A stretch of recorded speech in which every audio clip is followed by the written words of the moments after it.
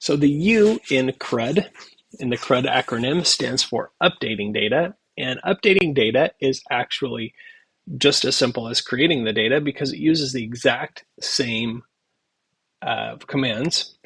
And so we're using that set item again. And instead of the original value, I'm just going to overwrite what's there with a new value for the same key. So if I give the same key and it already exists, and I give it a new value, it just overwrites it. So we can take a look at what that looks like in code. All right, so we've got this page and we've got our local storage with a couple of key and value pairs in the local storage already.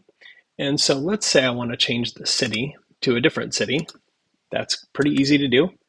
I'm just going to say local storage dot set item, and I'm going to give it the same key that already exists. And I'm going to give it a new string with a different value in there. And when I save that, you can see the local storage gets updated. It's really as simple as that. So creating and updating are virtually the same operation. All that's different is, of course, when I'm updating something, I'm using an existing key rather than a key that is new.